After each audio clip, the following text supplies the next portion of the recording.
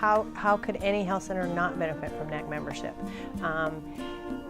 You know, think about tort coverage, think about ARA money, think about knowing federal policy, thinking about the bipartisan support that we have in the you know, anywhere in state or federal, any kind of legislation is much easier because NAC's paved the way.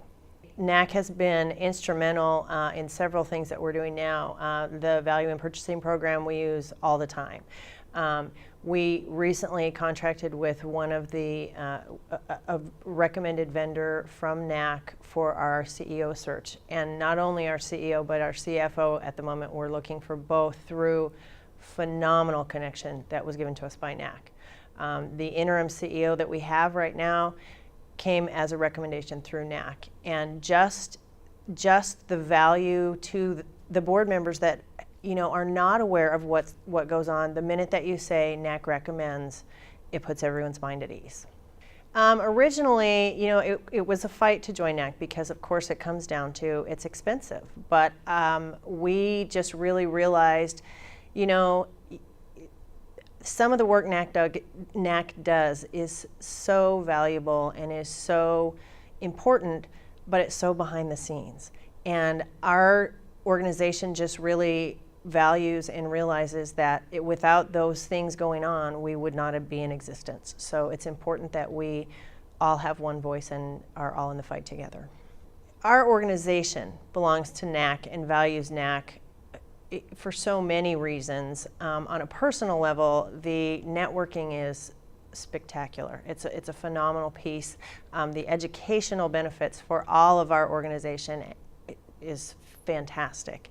And just the feeling of being part of that NAC family is invaluable. And I think when you come to a NAC conference, one of the biggest values of the NAC conference is it really opens your eyes to that you are not one little teeny health center in the world. You are part of a movement, a national movement, and we are making history, and that's an important thing to remember. We have one of the most well-known and I think most fantastic National Health Center Week events in the state of Alaska. And that is due largely to another board member and I coming and attending the session on how to have a successful National Health Center Week event. That's exactly how we came up with our idea, and it's working well. We do a program called Head Back Healthy, getting our kids back to school with healthier habits. So we do a whole wellness fair, and we give away backpacks, but the backpacks are loaded with papers, pencils, everything you need for back to school. The kids go through, they have to go through a passport program, and they go through to each of our booths, and there's lots and lots and lots of organizations that participate with us. It's a phenomenal event. One of the most beneficial things that I'm able to do, I'm on the membership committee, and one of the benefits of that is that we are handed the list of conference receptions. And that's an invaluable piece because I feel like that's the job of a board member is to be an ambassador for health centers and for the program. And so for me to be able to go around to different receptions, especially the new member reception, I've never been a quiet person, so I will walk right up to new people and say, what can I help you with? What can we do? How can we help you? What do you need to know about NAC? And it's important to be able to move our mission forward, and that's how we do it, by getting new people to understand what it is. The other piece of being on membership that I really like, I like coming up with new ideas. How are we going to get new membership? What are we going to do? I've seen NAC implement some ideas that I know I voiced my opinion and said, I think this would be a really neat idea, and that's sort of how we came about A Day Without NAC. Sort of started, I know I planted somewhat of a seed for that, and that's exciting for me that I'm seeing that come to fruition now, and I'm really excited about that.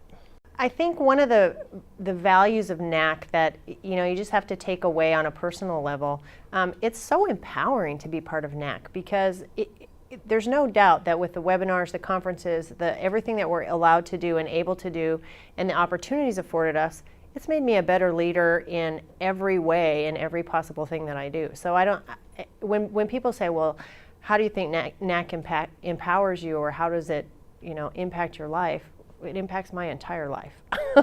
and I've also gained such amazing friendships from all over the country. And you know, I brought my son to the P&I in Washington, and you'd think that that's an odd thing, but the reality is there was my kid going to see our senator, and she said to him, "What do you think of health centers?" He said, I don't understand why people don't go to the doctor, because this is how I grew up. So he's the perfect thing of what we're trying to do. So it works well, and it's just a great organization to be part of. One of the responsibilities of being on the membership committee is explaining to people, you know, they always say it's so expensive. Well, this is how I try to equate it for them. You know, if you took the highest dollar amount that you could possibly pay in dues, and then you look at everything that NAC brings to you, let's just say, for instance, you have to pay malpractice on any of your physicians. There you go, you've now paid for your dues. So when you really think of it that way, NAC brings so much to the table for any organization that membership should be mandatory, and I wish it were, but you know, people, if you really think about it, organizations should belong to NAC.